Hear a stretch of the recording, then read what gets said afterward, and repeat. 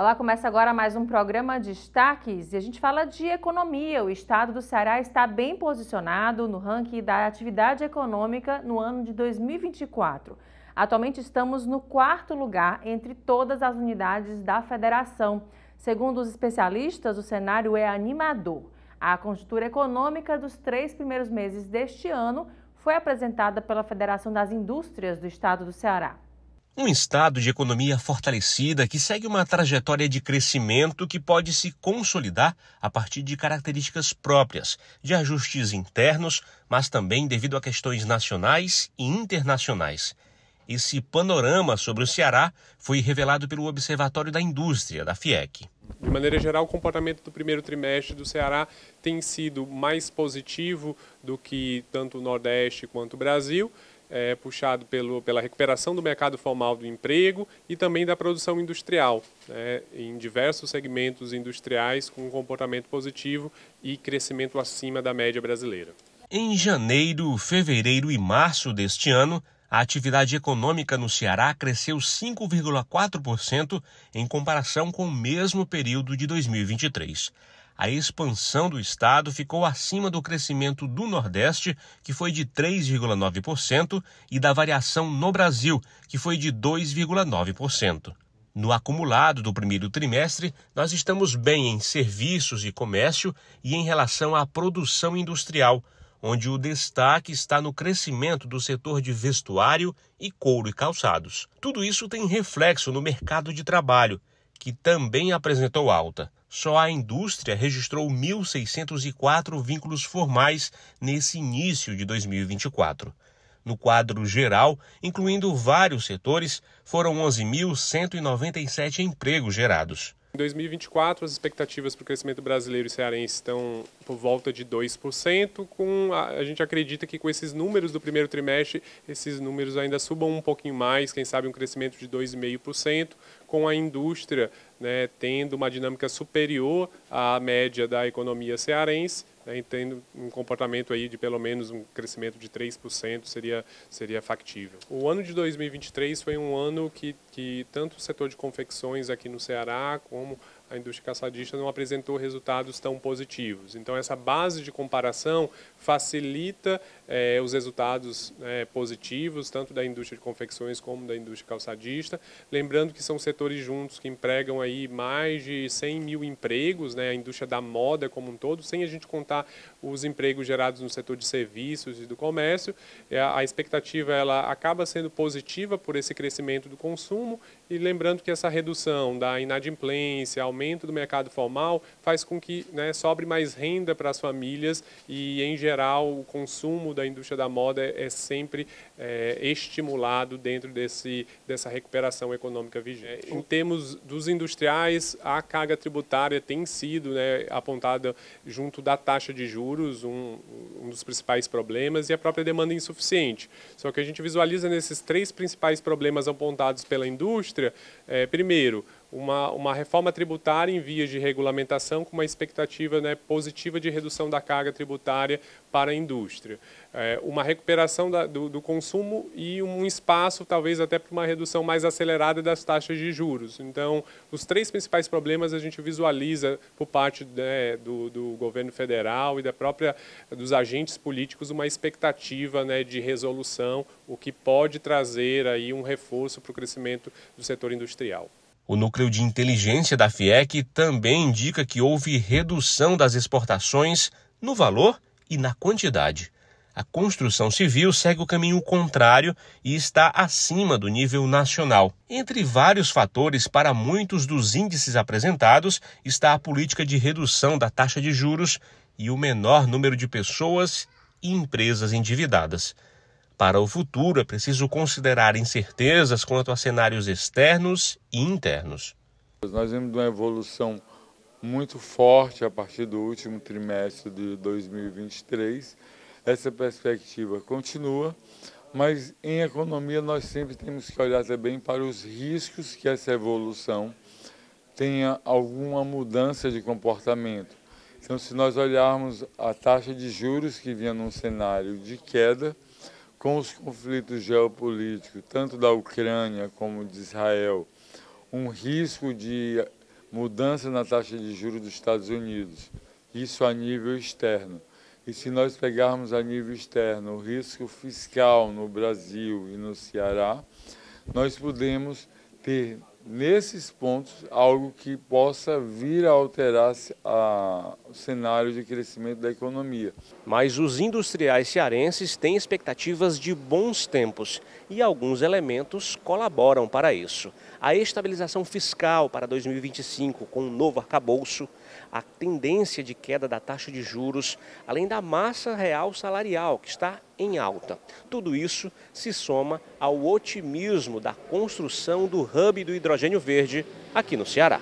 Nós somos otimistas em relação à evolução do Brasil e mais otimistas ainda em relação à evolução da economia do Ceará, porque nós temos setores emergentes como o hidrogênio verde, que foi colocado, a energia renovável, a economia do mar, o nosso turismo, que tem um potencial de crescer muito mais do que ele é hoje, e os setores tradicionais, como têxtil, confecção, isso tem sido cada vez mais investido numa transformação digital, num ganho de produtividade.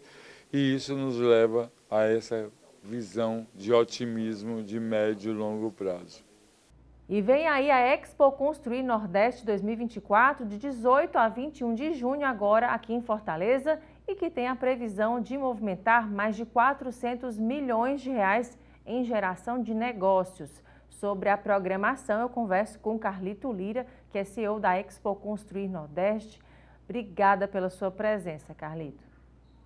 Elaine, eu que agradeço, em nome do setor da construção, essa oportunidade de compartilhar esse importante evento na TV Otimista e a gente prestigiar todos que estão nos assistindo.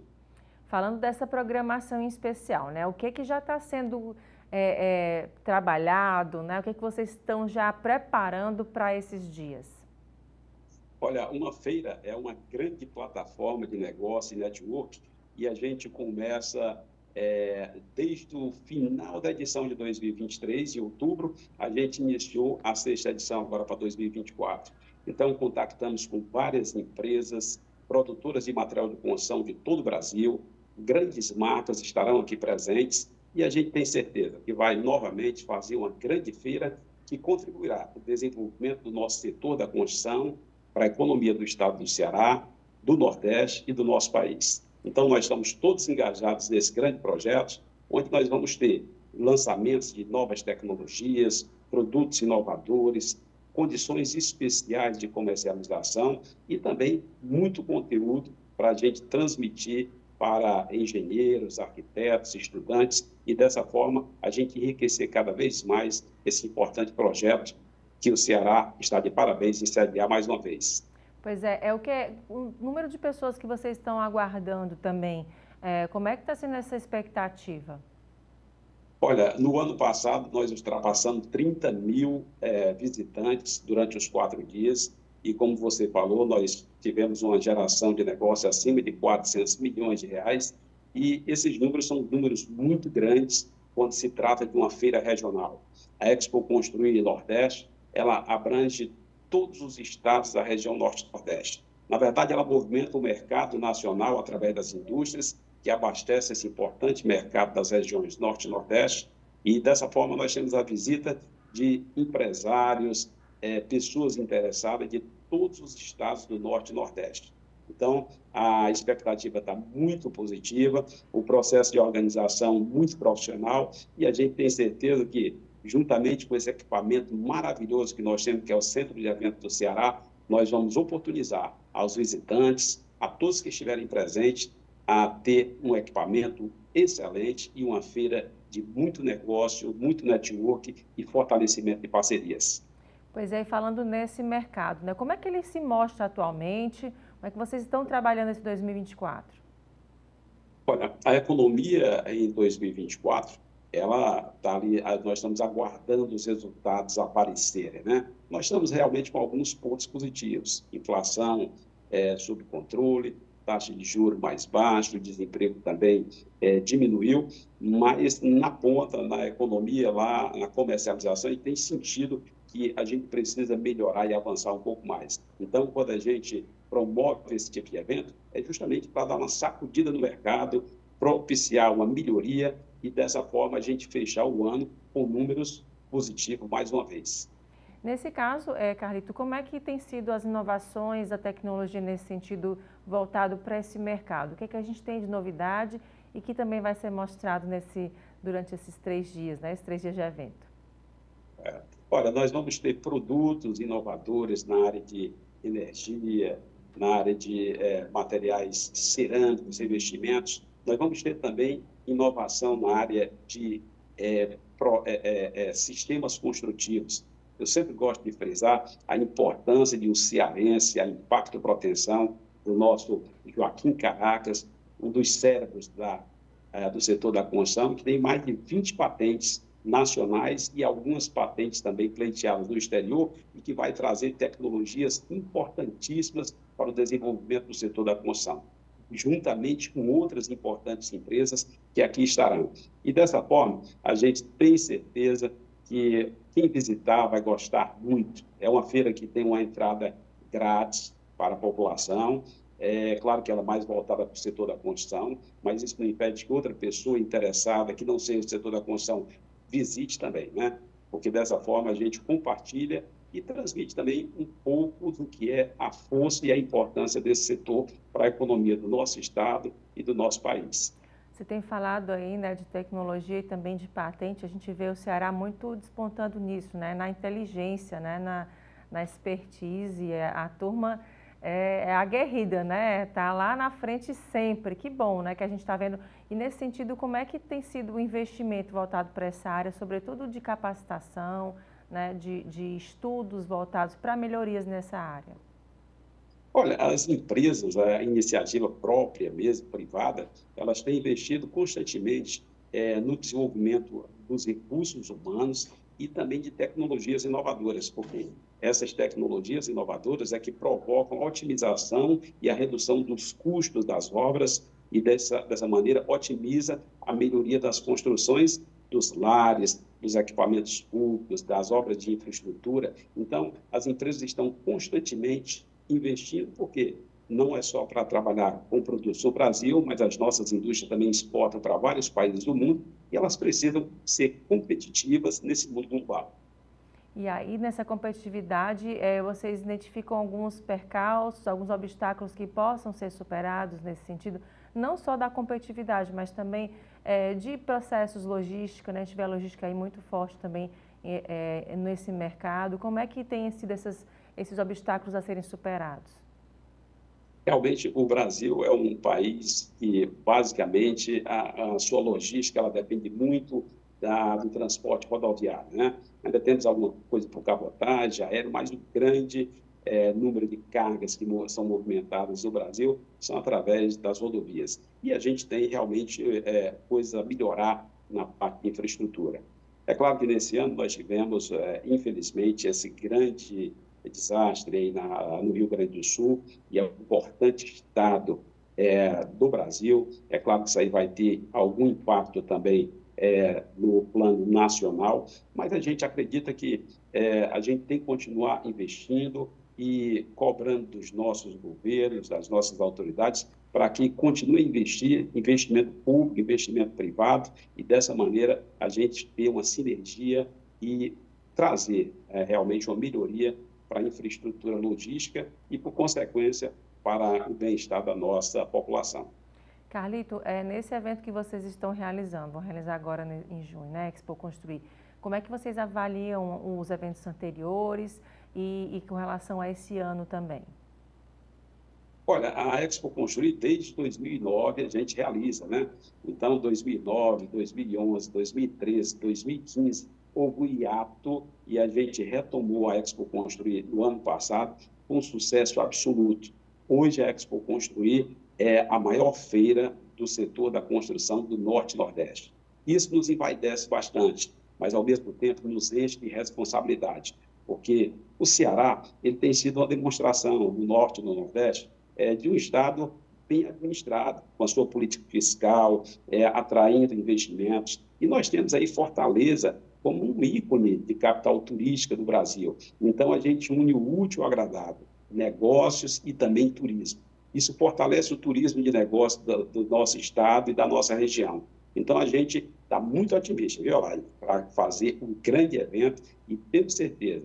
E quem está participando, ou dos bastidores, ou visitando, certamente vai encontrar um ambiente propício para geração de negócios, para muito network e fortalecimento de parcerias. Afinal de contas, parcerias é fundamental para a gente movimentar qualquer setor da economia, não só do Brasil, mas também mundial.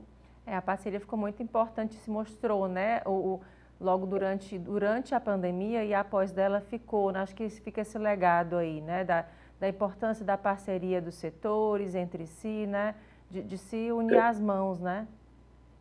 Exatamente. E também uma demonstração da importância do setor da construção, um dos setores considerados essenciais, assim como de alimentos, assim como de logística, assim como de farmácia e medicamentos. O setor da construção ele foi muito colocado em pauta, em evidência, porque naquele momento da pandemia, as famílias perceberam a grande importância de você investir nos seus lares, na sua casa. E hoje nós temos, você sabe, um déficit habitacional muito grande ainda no Brasil, mas a gente fica contente por participar desse importante setor e a gente contribuir para o desenvolvimento do nosso país.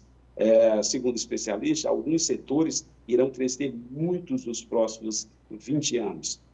Tecnologia, saúde, segurança e construção também está dentro desses setores. Então, isso é importante para a gente, é importante para a nossa economia e a gente fica muito satisfeito de contribuir através desse setor para a melhoria da logística e também da infraestrutura e das habitações dos lares cearenses, nordestinos e brasileiros. Carlito, e falando da sustentabilidade, né, também um outro ponto bem importante, acredito que na construção também, como um todo, né, nesse setor, ela também se mostra nesse sentido, né, de tentar ver o reuso da água, na reutilização de materiais. Como é que isso tem aparecido? Vocês têm notado intensificação nesse sentido da temática sustentabilidade no setor? Olha, a temática sustentabilidade é fundamental, né? Hoje, para você ser competitivo, você tem que ter o olhar também para a sustentabilidade. E aí, isso, além dos produtos, na própria instalação das indústrias, já é percebido os investimentos, já pensando em abranger também esse importante segmento da sociedade, que é o meio ambiente, e os produtos também são desenvolvidos porque isso aí gera economia, mas principalmente gera longevidade e qualidade de vida. Então, todas as empresas, os empresários, de modo geral, eles estão cientes disso, porque a gente tem que investir na melhoria do nosso ecossistema. Olha, isso que ocorre lá no Rio Grande do Sul, isso nada mais é do que uma resposta da natureza. Então, a gente precisa ter essa preocupação, esse olhar, para que a gente invista no mundo cada vez melhor. É isso. E para a gente finalizar aqui, queria que você convidasse quem está assistindo para se fazer presente aí nesses dias. Fique à vontade. Olha, primeiro eu gostaria de agradecer ao apoio da ACOMAC, Associação dos Comerciantes de Material de Construção, que leva os comerciantes para prestigiarem e fazerem negócio na feira, o Sinduscom, que movimenta a construção civil para estar na feira também, comercializando, negociando, gerando tecnologia, ao CREA, ao CAL, a FIEC, importantes entidades que juntos a gente vai trabalhar uma feira muito importante para o Estado.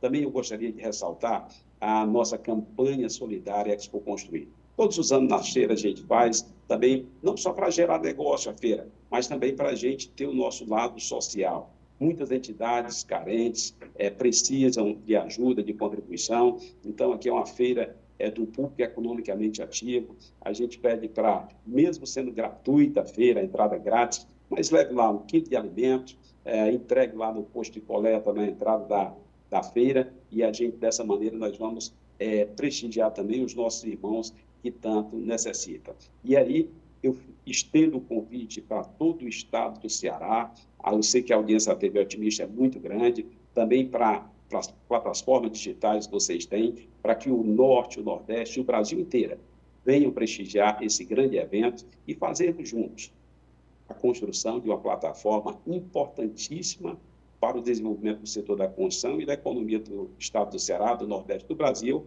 que é a Expo Construir Nordeste. Tá joia, Carlito. Muito obrigada mais uma vez pela conversa e até uma próxima oportunidade. Eu aqui agradeço em nome do setor da construção e vamos também pedir para que você vá lá cobrir a feira, porque é muito importante em ter os veículos de imprensa demonstrando a importância de projetos que elevam a movimentação econômica do nosso estado. Tá joia. Obrigada mais uma vez.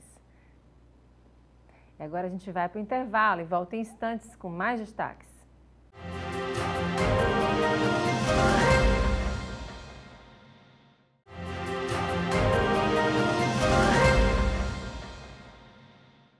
Falando agora de saúde, estamos em junho e com ele é o alerta sobre a escoliose idiopática do adolescente.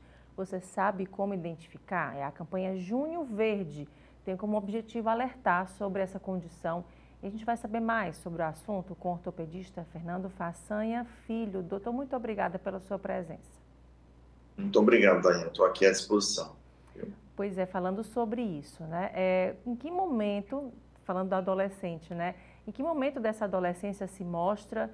É uma condição, é genético? Conta um pouco para a gente. A escoliose idiopática, né, como não está dizendo, idiopática não se sabe bem a causa, mas assim, o que a gente mais acredita que seja realmente de origem hereditária, genética, né? Então, é uma condição onde a deformidade vertebral se instala no período da adolescência, por isso que é chamada de idiopática do adolescente. Então, ela é muito prevalente, muito mais em mulheres do que em homens, né? E que exatamente se manifesta no período onde a criança geralmente tem a menarca, que é a primeira menstruação.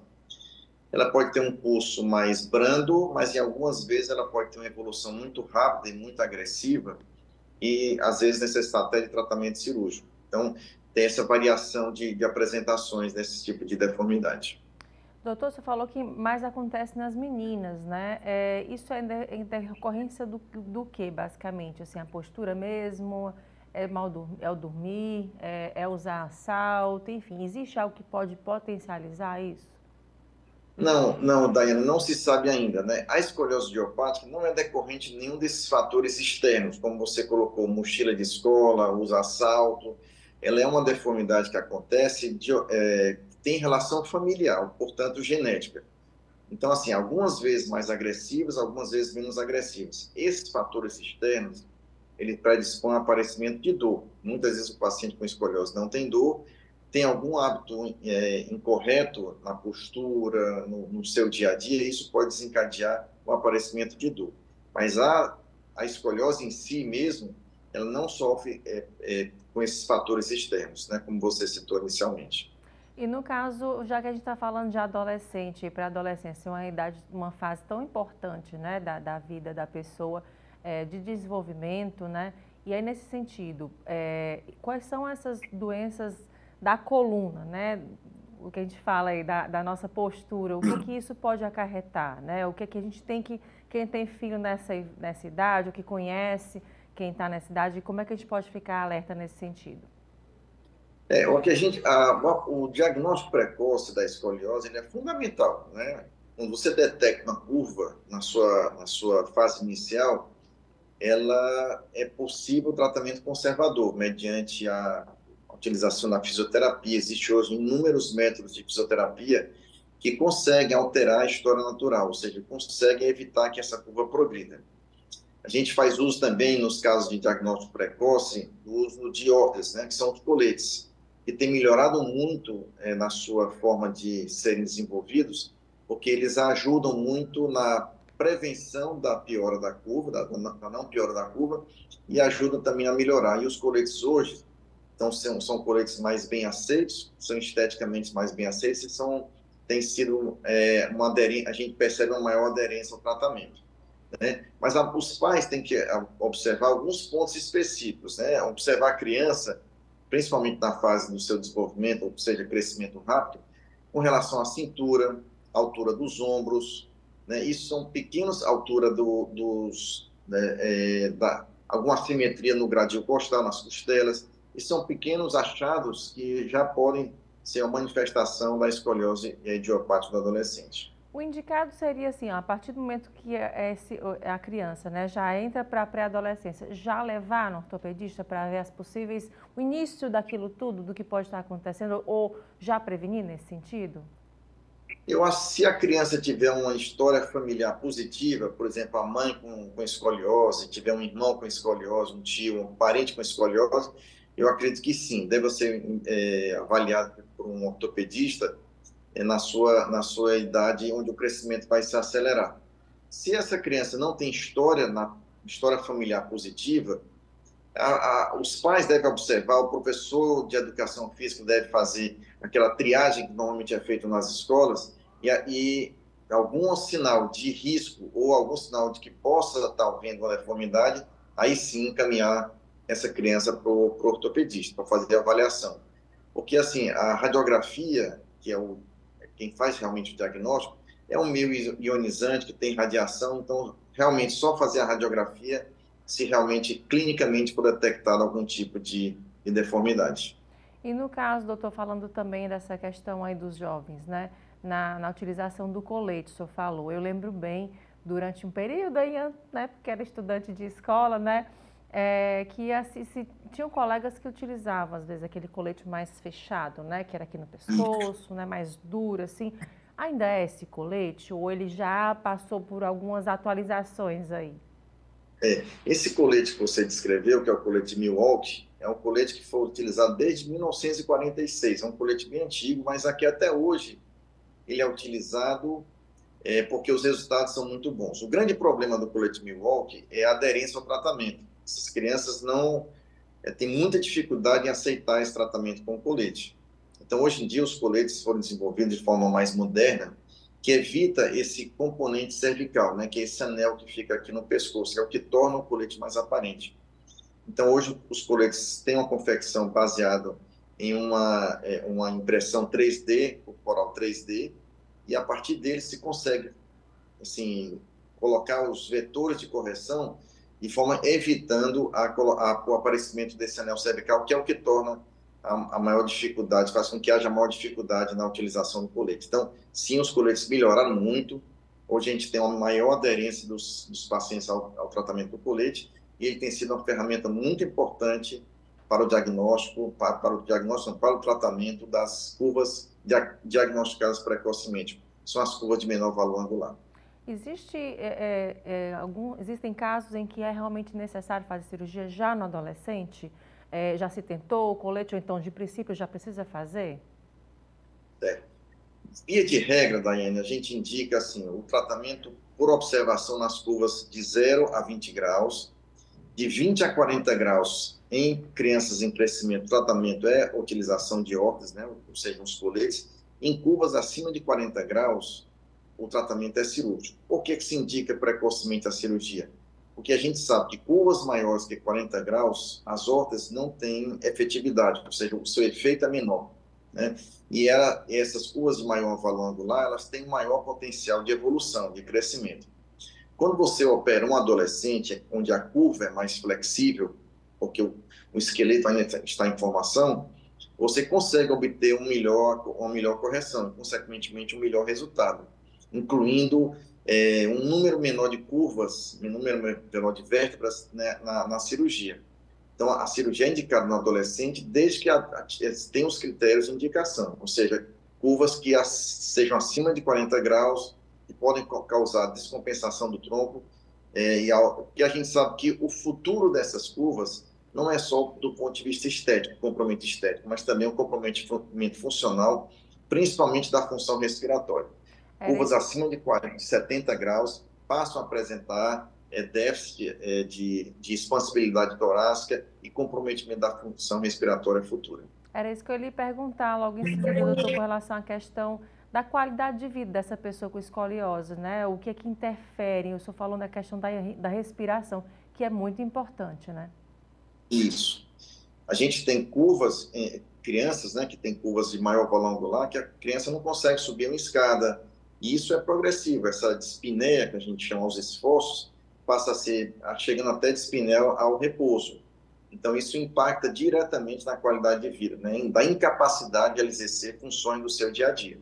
Então, a escoliose não é apenas uma correção de uma deformidade estética, e sim o tratamento de uma deformidade que pode levar a consequências funcionais importantes.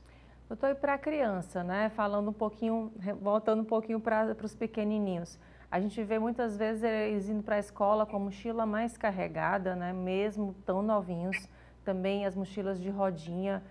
E aí fica aquela dúvida, né? Como é que a gente faz? Como é que seria a melhor saída? É a mochila de rodinha ou é a mochila, infelizmente, carregada? O que é que a gente pode fazer nesse sentido? O que a gente orienta é exatamente a mochila não deve exceder a 10% do peso corporal. Ou seja, uma criança de 30 quilos, 28, deve ter o seu peso, a peso da mochila, não mais que 10%, tá certo? Isso é um valor que se atribui em estudos, baseados em estudos que dizem que o peso acima de 10% provoca dor na criança, provoca alterações, não da escoliose idiopática, mas alterações posturais.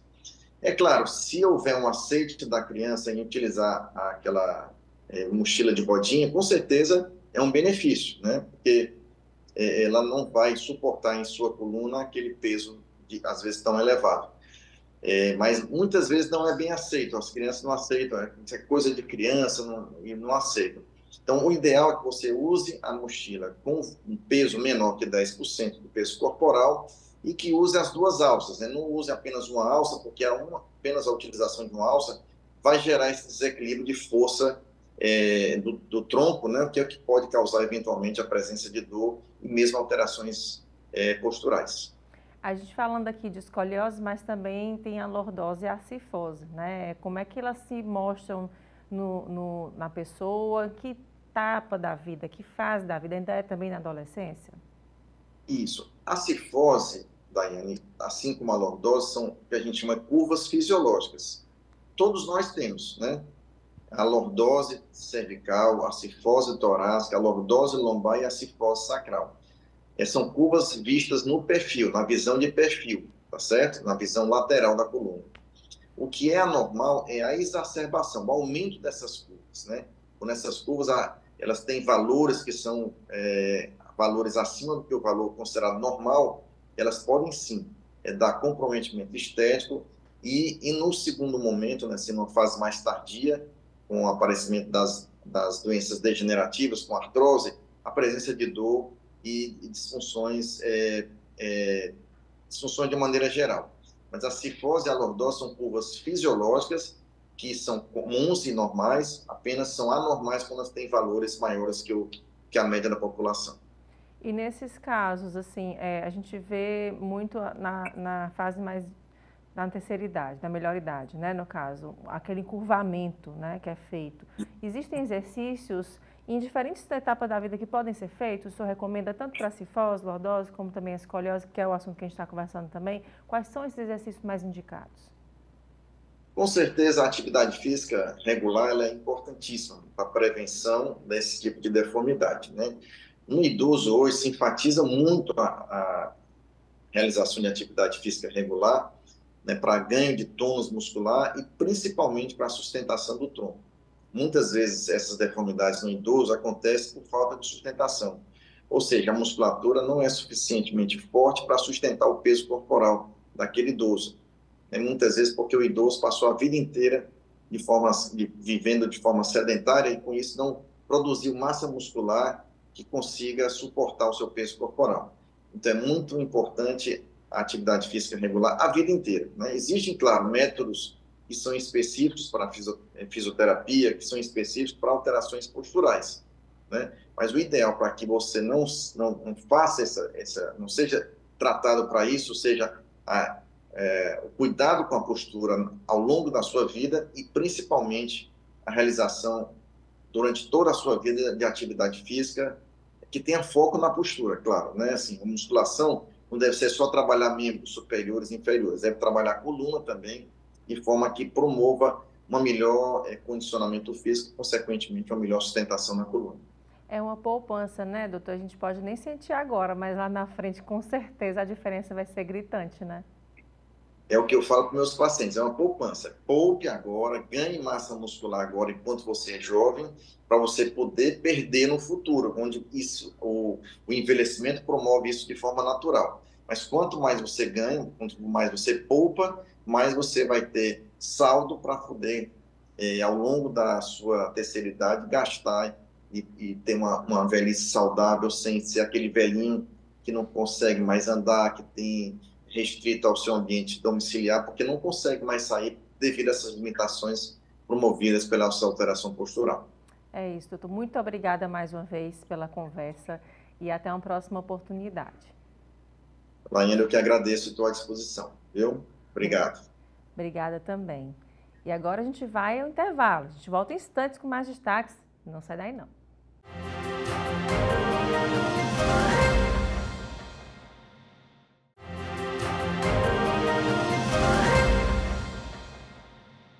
E a Comissão de Constituição e Justiça aprovou na semana passada no Senado o projeto de lei que acaba com a necessidade de licitação para que órgãos públicos contratem a Agência Brasileira de Promoção Internacional do Turismo, a Embratur.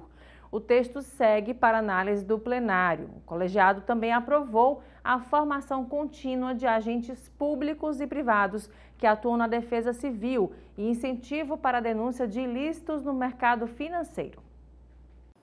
A Comissão de Constituição e Justiça aprovou o projeto de lei que autoriza órgãos públicos a contratarem a Agência Brasileira de Promoção Internacional do Turismo, a Embratur, sem necessidade de licitação e permite que a agência receba recursos do orçamento da União. O PL inclui entre as atribuições da Embratur o apoio à preparação e à organização de grandes eventos internacionais para divulgar a imagem do Brasil no exterior.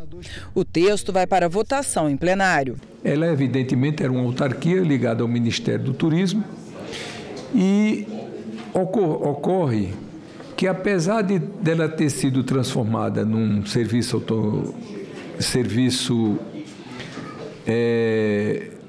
autônomo, social autônomo, ela não adquiriu as características do que tem hoje a Apex, a BDI, e evidentemente que esse projeto de lei vem suprir todas essas deficiências, permitindo que ela possa fazer eventos de importância internacional, que ela possa ser contratada por órgãos públicos sem licitação e que ela possa receber recursos do orçamento da União, que tudo isso hoje não está permitido. Os parlamentares também aprovaram um projeto de lei que exige formação contínua dos agentes públicos e privados que desenvolvam atividades em proteção e defesa civil. Creio que o que realça mais a qualidade do projeto é o fato da senadora Ivete ter apresentado um projeto de lei com essa dimensão de formação de recursos humanos, agentes, para dar proteção e para trabalharem também na prevenção em termos de defesa civil. Ela não apresentou agora, quando nós estamos vivendo essa tragédia que tem despertado a nossa atenção. Apresentou em junho do ano passado, o que torna mais meritório ainda o projeto e me fez entusiasticamente apresentar o voto, que é, na verdade, do senador Jorge Seife, pela sua aprovação, agora consumada aqui na Comissão de Constituição e Justiça em caráter terminativo. O PL, que incentiva a denúncia de ilícitos no mercado financeiro e cria recompensa para o denunciante, também foi aprovado pela comissão. O objetivo do projeto é prevenir crimes e ilícitos no mercado de valores imobiliários. Nós buscamos basicamente fortalecer o mercado de ações.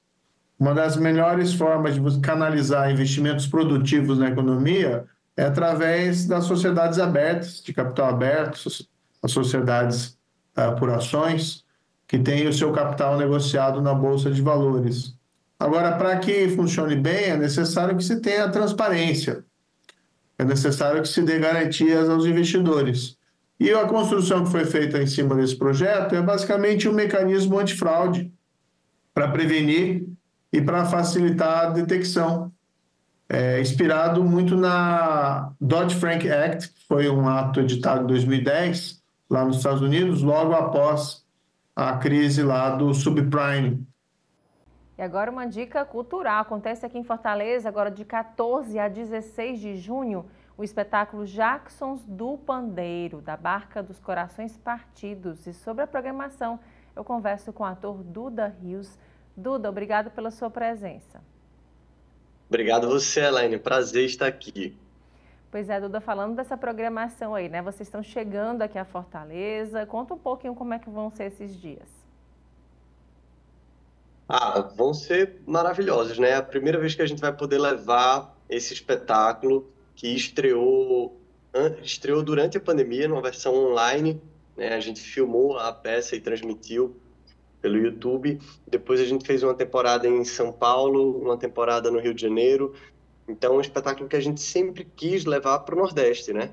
Afinal, a gente está falando de um dos maiores expoentes da música popular brasileira, né? E uma das maiores vozes do Nordeste, né? Uma pessoa que faz a dobradinha com o Luiz Gonzaga, né? O rei do baião e o rei do ritmo, é nosso Garrincha e nosso Pelé da música. Então, a gente vai poder, pela primeira vez, levar para o Nordeste e vamos aportar aí em Fortaleza, que é uma cidade que já nos recebeu tão bem com outros espetáculos, como o Gonzagão, a Lenda, que a gente fez aí, o Suassuna também. Pois é, falando desse espetáculo, como é que foi, né? Pegar a história de Jackson do Pandeiro e colocar em um musical, reunir essa história tão bonita? Pois é, a gente queria, o texto é meu e do Braulio Tavares, né? E a direção é da Duda Maia, e a gente queria sair um pouco da convenção, né? De retratar uma biografia no teatro. O Jackson nasceu no ano tal, cresceu na cidade de Lagoa Grande, depois foi para Campina Grande. Então, a ideia que a gente teve foi de misturar a história do Jackson com a história dos 10 atores, multi-instrumentistas, os 10 brincantes que estão ali contando essa história no espetáculo. Então, como o Jackson ele era o rei da síncope, a síncope é uma característica rítmica da música popular brasileira, né? É uma herança africana que a gente tem, e que ela tem uma brincadeira com o ritmo, assim, de que quando você acha que o tempo forte vai cair num lugar, ele quase cai naquele lugar, mas não é exatamente aquele lugar, então ele trisca naquele lugar. E a gente pensamos, onde é que a história do Jackson trisca nas nossas histórias, né? Então, o dia que o Adrien, que é um dos atores, saiu de Campina Grande, ele cresceu em Campina Grande, assim como o Jackson, e saiu de Campina Grande. Então, o Adrien vai contar essa parte da vida do Jackson falando de si mesmo. A relação com a mãe, né, que o Jackson herdou o coco de Dona Flora Mourão, né? A gente pegou o Lucas dos Prazeres, ator recifense, e falou dessa herança artística que ele recebeu também da sua mãe. Então a gente fez essa brincadeira com todos os atores, né? Todos esses artistas ali em cena, por isso o nome é Jacksons do Pandeiro, né? É um espetáculo plural, multifacetado, né? Não tem uma cronologia assim certinha de começo, meio e fim. É uma história que vai lá para frente, depois volta para trás. São cerca de 70 números musicais. A gente conta essas histórias através das músicas do Jackson, brincando com elas, colocando outras camadas nas músicas, aumentando letras, pegando uma parte de uma música, colocando em outra parte, né? Colocando músicas autorais nossas também no espetáculo. Então, é um espetáculo muito... a gente realmente tomou a liberdade de pegar o universo do Jackson e fazer uma fanfarra, uma grande escaramuça com esse universo, uma bagunça rítmica, polifônica. E eu tenho certeza, nas nossas experiências, a plateia realmente fica muito arrebatada, né? Porque é uma explosão musical e visual, acrobática, que o espetáculo traz. E nesse sentido, tantas obras bonitas que tem a assinatura dele, para vocês escolherem esse repertório, foi dolorido? Muito. Eu imagino, né? Olha, a gente ouviu cerca de, eu acho que foram 400 músicas que a gente ouviu que o Jackson gravou. Mas as principais, né? Claro, a gente não podia deixar de colocar ali o Canto da Ema, né? Comadre Sebastiana, esses grandes clássicos, a plateia com certeza vai poder apreciar no show, vai poder encontrar músicas do Jackson que não conhecia também. E acredito que muita gente mais jovem, né, vai assistir ao espetáculo sem saber quem é o Jackson, porque o Jackson ficou, não é uma figura tão em evidência quanto o Luiz Gonzaga, né? Mas com certeza essas pessoas conhecem o repertório do Jackson. Então é muito bonito a pessoa ir ao teatro, né, e dizer, caramba, eu conheço o Jackson e eu não sabia, né? Ela pode dizer, vou ver um espetáculo, mas não sei muito bem quem é Jackson Bandeiro, com certeza vai chegar lá, né, a galera mais jovem, e vai ouvir canções que os ouvidos já estão familiarizados. Pois é, Duda, a gente tem notado também até um movimento da turma mais jovem, digamos assim, né? A gente que é jovem há mais tempo, né? Mas tá a turma mais jovinha um pouquinho redescobrindo, né, grandes artistas, né? E a gente viu aí o boom que deu Machado de Assis no mundo afora, né? Nossa, a gente chega espantado. Como assim, né? As pessoas lá fora não conhecem, né? E a gente vê aqui também que a gente não conhece, às vezes, as nossas pratas da casa, né? E tem notado, às vezes, uma movimentação da turma mais jovem rememorando, né? Ou conhecendo, né? Quem não teve, digamos, o reconhecimento devido, né? Ele é um artista que a gente tem que conhecer, reconhecer, né? Conhecer de novo, rememorar, né? Relembrar e lembrar sempre, né? Nunca é demais, né? Nunca. O Jackson, ele bebeu na fonte da nossa cultura popular, né? Ele é filho de uma coquista, né? E aprendeu tocando nos terreiros, né? Nos quilombos, o nosso coco, né? O coco nordestino. E a partir dessa célula, ele vai se abrindo para outros territórios assim tão diversos e tão brasileiros, né? Que é o frevo, o samba, a marchinha. Então, assim, falar de Jackson é falar de uma gema da nossa cultura, né? E a gente escutar isso é a gente se reconhecer também, né?